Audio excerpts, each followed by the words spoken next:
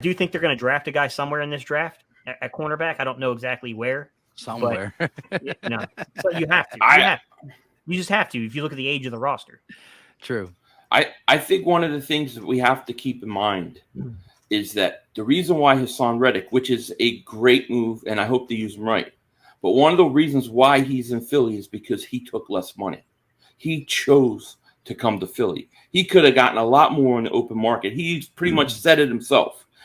If the Eagles don't sign him, they've done nothing. They've done nothing. And my point in the whole thing is this. When you look at this team and you look at what their goals are, it's very hard for me to believe based upon their actions, they really care about improving a whole bunch next year. I think they have a whole other angle going. I think they're set up, and I hate to say this, but I think everything for them is about going this draft and getting a quarterback. And the more that I see the actions that they've done, especially not putting talent around Jalen Hurts, okay? We're talking about a guy in his rookie contract. This is when you're supposed to take advantage of those situations and upgrade. They've done nothing, and it doesn't appear to me that they're that all concerned about doing it. And the only reason I can think of it, the only thing that makes sense is that they don't feel that they have their quarterback yet. I'm really worried, and let me just say, I don't want this to be the case. I don't. This is not what I want. But it's the sense that I'm getting with the whole off-season process so far. All right. Let me rebuttal something real fast, Double O. Here's what I'm gonna say. When you look at the talent that has been shifted around and guys going to these places, especially at the wide receivers positions, it's mostly these guys' choices, and they are not choosing the Philadelphia Eagles.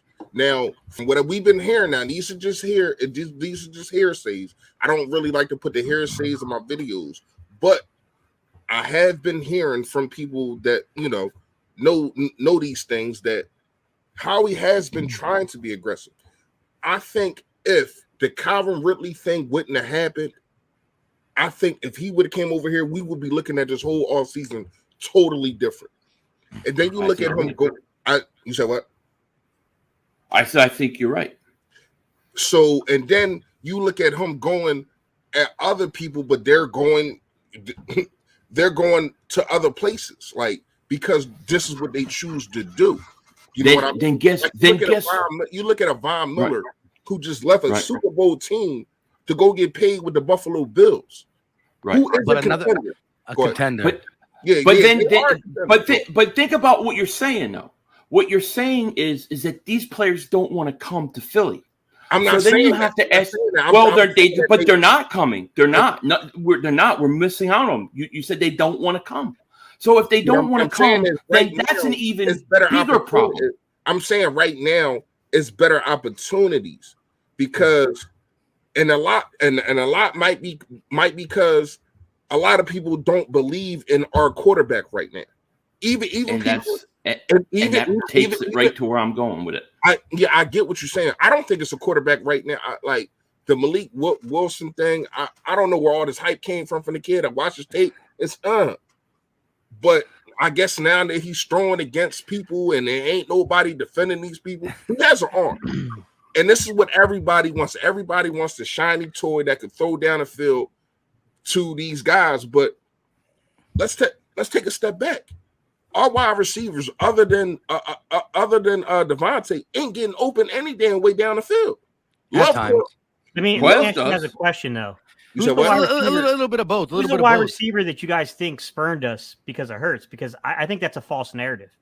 I do. I don't think anybody. The only receiver that spurned us for anyone was Robert Woods, where he chose to go to Tennessee. You can make the argument that he preferred Tannehill over Hurts, and I'm okay with that. I mean, we don't know the truth, but I could see that being legitimate. But he got traded. But if you look at Allen Robinson went to the defending world champs. Like, I mean, come on. No, I agree there. And Kirk got traded. Howie wasn't going to pay that. Like, it got above. And he shouldn't have paid Kirk. I mean, I wanted Christian Kirk. The only one not for that money. No, not for that money. But originally, before free agency started, I thought he would have been a great signing. I didn't know he was going to get ridiculous money, but apparently Jacksonville has to overpay to get anybody to go there. So that's the problem. But see, the same circumstance, in my opinion, was crazy. I mean, But 10 they didn't mil to show any play to the interest in him. Lions.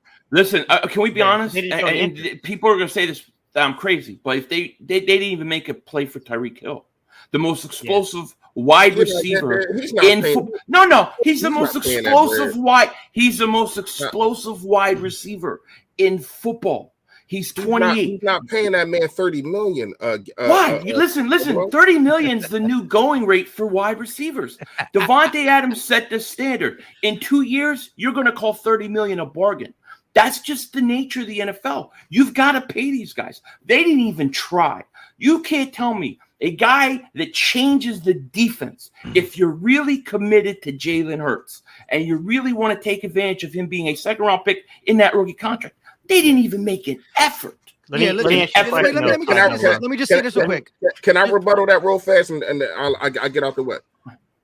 That deal. If you're trying to get your ex back, there is one thing you need to do first, and that's to get. It was like, no lie, like 20 minutes. I got a notification.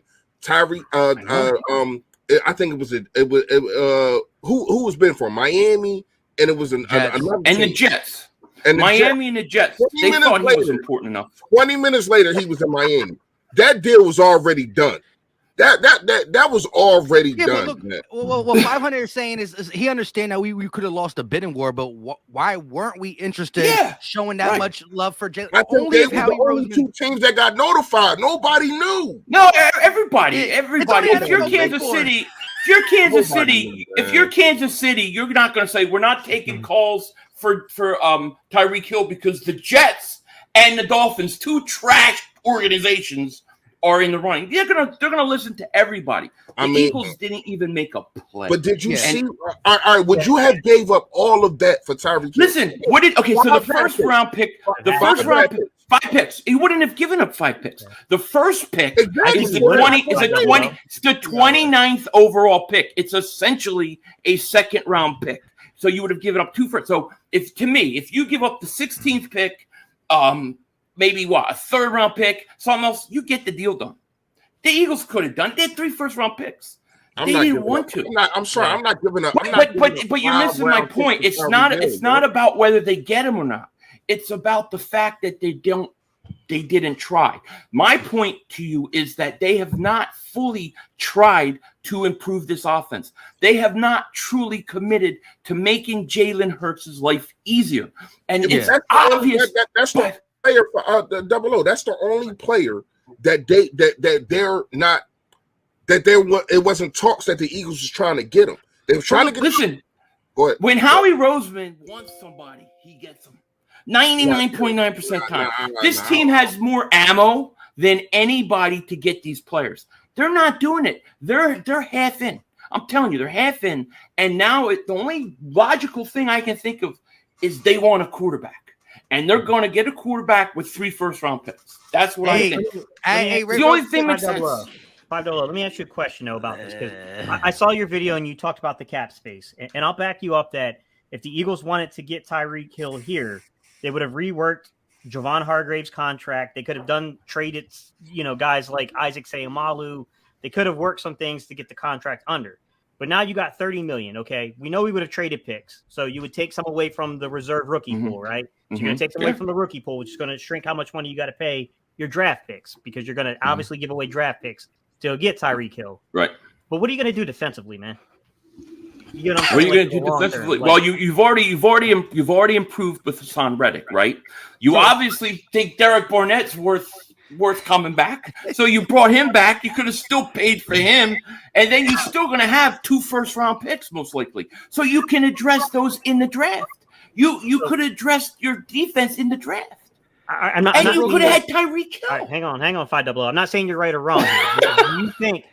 You honestly think that Hassan Reddick alone improves our defense that much? It moves the needle that much? No, I didn't say it moved the needle. I said it improves it. Is he not an improvement from last year? I think it do. I think it moves the needle a lot. I don't know if it moves the needle a lot. But what I'm saying is you're asking where you're going to get the, That's true. You're asking where we're going to get the defense. Well, I'm telling you, they're not getting the defense now, and they don't have them. So they're going to have draft picks still, and they're going to then you take your defensive players with the 2 first-round picks. Together the package to go get Tyreek Hill on top of you have to. How isn't that what Howie's good at? Right. Yeah. And they know Andy Reid. You said in your video, Gate, that you were shocked that we weren't even a interested party, right? Like, that's where 500 is originally. Yeah, that's what bothers me the most. He just look, and all I will say is this: I probably wouldn't have pulled the trigger, but like at the end of the day, like. Just going off Devontae Adams' contract, right? He's only going to be $8 million to the cap this year. Yeah, like later down the road, he's going to have that $38 million cap hit later down the road. But then again, you're going to try to adjust your team accordingly. And I'm telling you, by 2023, 2024, the cap space is going to be like 250, 260 by that time. So what I'm saying is, you can get it where it's a very small cap hit this year and do your accounting stuff to then make the team still be competitive later down the line. I'm not going to get in all that. I don't know the numbers, but before we get to the next topic, and let me ask you this question, Mike and 500. Hang on, because I don't think that this is fully explored. We're talking about the defense. Hang on. Way too fast. I told you it's going to be one of these nights. You still need interior defensive linemen. You still arguably need an edge rusher. You still arguably need a CB number 2, if not 2 cornerbacks. And you still need free agency. And you still need safeties. And you're about to pay $30 million free agency plus draft capital to go get this young man. I don't think you need 2 safeties. I'm saying there's always $30 million this year, cost, and that's going to be at the expense of the defense. What if his cap hit was only $11 million this year? Right, yeah, you could work it out. You know that. Give him that $30 million, man. That would have been a you could give him the $30 million and structure the contract in a way where you're not getting killed against the cap this year. We know that Howie Roseman does that very well. That's his strong suit. Yeah, like you should be able to handle 8.1 against the cap. If players agree to it, you can put a lot of it in signing bonus. Exactly. That's what I was about to say. That's what I was about to say, and it might be a reason why Howie and Jeffrey Lurie go after some of these guys, these locker room type guys, is because when you look at a Darius Slay, right? You bring him in here. He's not a guy that says on paper, I want to be the number 1 cornerback being paid. Tyreek Hill says, I want to be the number 1 wide receiver when it comes to money. And the Eagles, I'm sorry, the Eagles are not going for that. Because they're going to look at Tyreek Hill in 2 years and say, well, we want you to reconstruct your deal. We want you to do what? this. Worry about that. Hold on, Double O. Give me a second. And we want you to do this so we can get this player and this player. He's going to say, oh, hell no. That's what he's going to say. I want to be this is the reason why he left a MVP, a guy that won the Super Bowl MVP, which I thought Tyreek Hill should have did that, but that's neither here nor there. And said, I want to be paid. Let me go play with the trash Miami and be the highest paid wide receiver. This is what the guy is about. You know that nobody stays on top in the NFL. Whoever's contract's up this year, if you're considered an A play in your position, right? You're going to use what the highest guy gets paid. Amari Cooper was one time the highest paid wide receiver. There's always going to be someone who breaks the mold. Eventually, when Lamar Jackson, whoever's deals next, Kyler Murray, a guy that LB is down on. When he gets paid, he's going to get paid.